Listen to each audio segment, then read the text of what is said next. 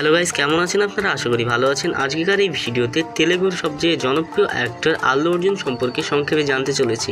सीटी मारो। सिर्फ सीटी से काम नहीं बनेगा, डीजे का जोरदार म्यूजिक होगा, फिर मैं स्लो मोशन में कोड झटक कर स्टाइल में एग्जिट लूंगा। रास्ते से हट जा वरना उड़ जाएगा। আল্লু অর্জুন জন্মগ্রহণ করেন ভারতের চেন্নাইতে 1982 সালে। সেই হিসাবে আল্লু অর্জুনের বর্তমান বয়স 42 বছর ও তার উচ্চতা 5 ফিট 9 ইঞ্চি। আল্লু অর্জুনের বাবা আল্লু অরবিন্দু তেলুগু ফিল্ম ইন্ডাস্ট্রির একজন নামকরা ফিল্ম প্রডিউসার। আল্লু অর্জুনের মা নির্মলা আল্লু একজন গৃহিণী। আল্লু অর্জুনরা মোট 3 ভাই। বড় ভাইয়ের নাম ভেঙ্কাটেশ আর ছোট ভাইয়ের নাম আল্লু শিরিশ। তিনিও সিনেমার একজন হিরো। তার একটি সিনেমা হলো ABCD।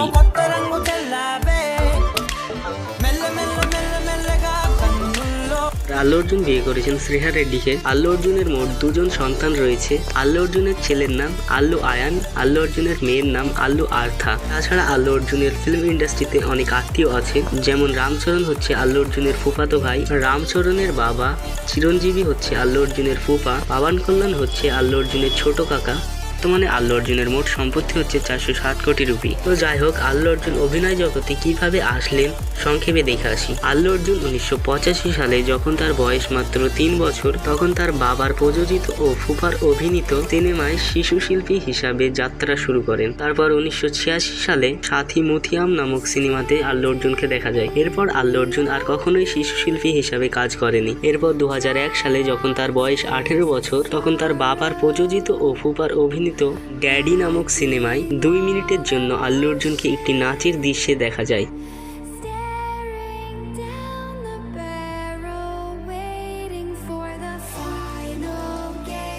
2003 সালে আল্লু অর্জুনের বাবার প্রযোজিত সিনেমা গাং টুটিতে আল্লু অর্জুনকে প্রথম নায়ক হিসেবে দেখা যায়।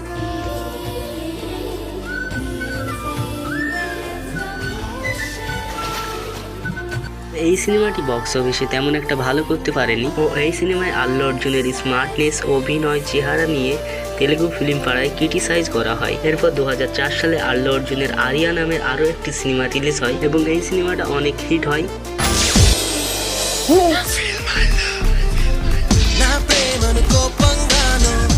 2005 সালে বাণী নামক আরও একটি সিনেমা রিলিজ হয়।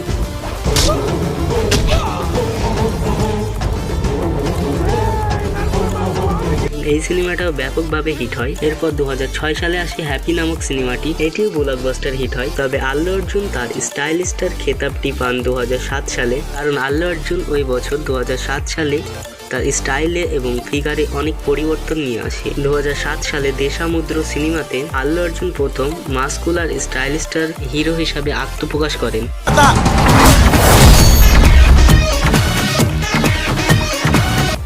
আল্লু অর্জুনকে আর কখনোই পিছনে ফিরে তাকাতে হয়নি। এরপর আল্লু অর্জুনের যেসব সিনেমাগুলো আসে, যেমন 2008 সালে পারন্ড, 2009 সালে আরিয়া 2, 2010 সালে ভারুদু, ওই বছরই 2010 সালে আসে ভেদাম, 2011 সালে আসে বাদ্রীনাথ, 2012 সালে জুলাই, 2013 সালে ইদারামা এয়ালুথু।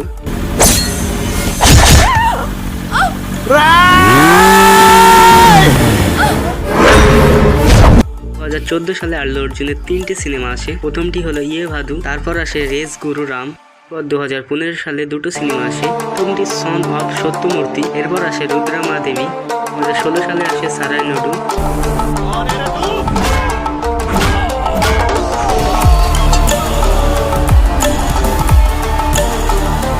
2017 সালে আসে ডিজে।